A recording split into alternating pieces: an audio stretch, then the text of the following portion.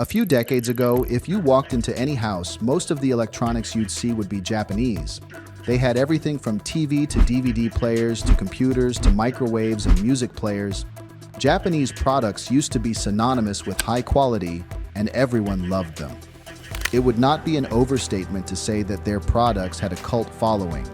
Japan was the pioneer of Walkman, Game Boy, PlayStation, and transistor radio. In the 1900s, Japanese companies like Sony, Sharp, Panasonic, and Toshiba dominated their segments. Yet, if you look at these companies today, most of them are struggling. From being household names and pioneers of many innovations to the brands of the past, what happened to the Japanese electronics industry? Our story starts right after World War II. The war had left Japan in ruins. The country's economy was in shambles, and the country was on the verge of famine. There was a dire need for a revolution. This revolution came in the form of another war. When the Korean War started and America got involved, shipping ammunition from America was inefficient. So who did the Americans turn to for help? Japan. Japanese economy desperately needed saving, and this request from America could not have come at a better time. This helped the Japanese economy to be integrated into the world economy and also brought the Industrial Revolution to the country. Thus started Japan's domination in the electronics market. In the 1960s, Japan made economic recovery and growth was its top priority. But how would they achieve that? Through their newfound niche, the electronics consumer market. The government was in full support by providing infrastructure, tax breaks, and other incentives. Soon, the Japanese economy not only recovered, but thrived. It became an example all over the world, and countries like South Korea, China, and Taiwan were taking notes from Japan to use it for the growth of their own economies. By the end of the 1960s, the Japanese economy was the world's second largest economy in the world. Japanese companies were dominating the consumer electronics market. Most of the electric items used in the household and for entertainment were Japanese.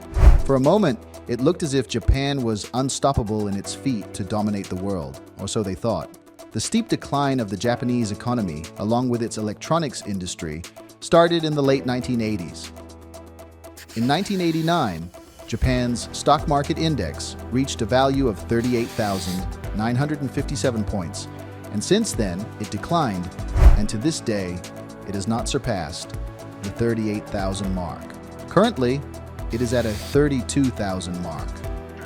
The major reason that offset this decline initially was the appreciation of the yen. From this point, it seems as if the electronics companies never did anything right for them to be a dominator in the consumer electronics market again. So what led to the decline in the Japanese electronics industry? Of course, the declining economy did not help the companies, but when you look at it, they are equally at fault.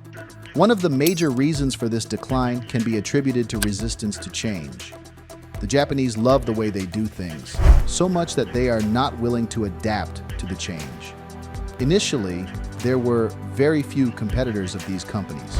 Consumers had to make do with whatever they got. Not saying that the products made by the Japanese companies were bad.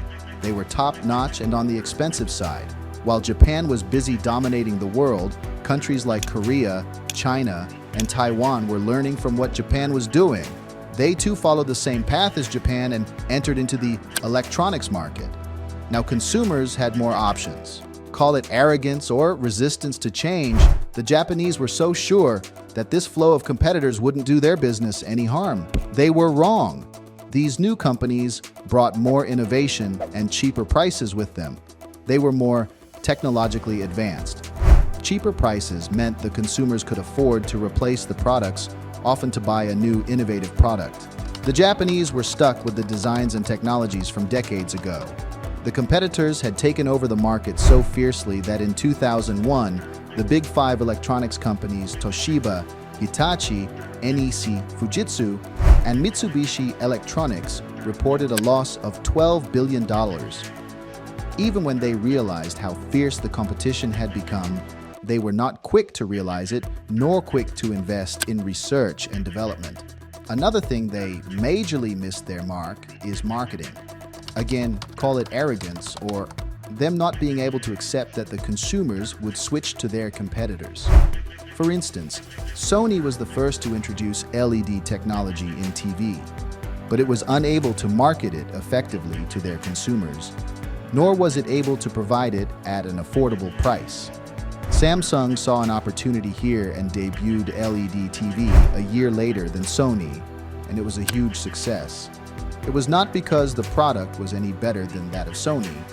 It was just that Samsung was able to market its product properly. What the competitors have done is that they have leveraged the technologies made by the Japanese companies and found a way to make them cheaper. So the consumers are getting almost the same products as the Japanese companies, but at a cheaper price. Why wouldn't any sane consumers want cheaper products? The Japanese companies also completely missed the opportunity to enter the cell phones market, and by the time they realized it, they were too late as Apple and Samsung had taken the majority of the market. Another thing Japan completely missed its mark on is software. Japan produces top-notch hardware, but I think the conservative mindset and resistance to change can be seen here as well. When technological innovations started happening so rapidly, it became difficult to keep up. Previously, the electronics were just about the hardware, and Japan excelled at that. With innovation and the rapid tech revolution, the software used in the electronics became equally important as the hardware. Everything is integrated with the software now. The Japanese companies were so stuck in the past that they completely missed this memo and lost more market share to their competitors. What we can see repeatedly with the Japanese companies is that in a world where the customer is king, they have completely failed to appeal to the customers. They are so adamant about doing things their own way and making products that they think will sell rather than making products that are actually selling in the market. The Japanese corporate culture also discourages creative thinking and open discourse. The hierarchy and administration are rigid, meaning there is no space for young innovators and creative thinkers. Everything happens according to the hierarchy, and usually, people who have absolutely no idea about the innovations and technologies are at the forefront of making the decisions for the company. Japan also does not have a thriving startup culture, nor is it encouraged. Startups play a crucial role in bringing young and innovative minds together.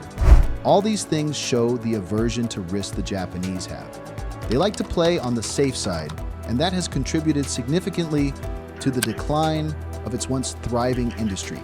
It looks as if these electronics giants have completely accepted their defeat and are no longer even trying to get back their market share in the industry. Sony is now focusing more on the entertainment industry with its movies and PlayStation, along with its financial services. Being an electronics company, Sony's gaming and network segment are its highest earners. The company reported a 31% drop in profit in the first fiscal quarter of 2023. According to Sony, this happened because of a decrease in profit from its financial services and movies side of the business. Meanwhile, Panasonic is focusing more on its automotive and energy segments.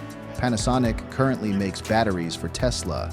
As for Toshiba, it is in more trouble than its counterparts. In March 2023, the company accepted a buyout offer from the private equity firm Japan Industrial Partners, JIP. Unlike other companies, things have not been going well for Toshiba.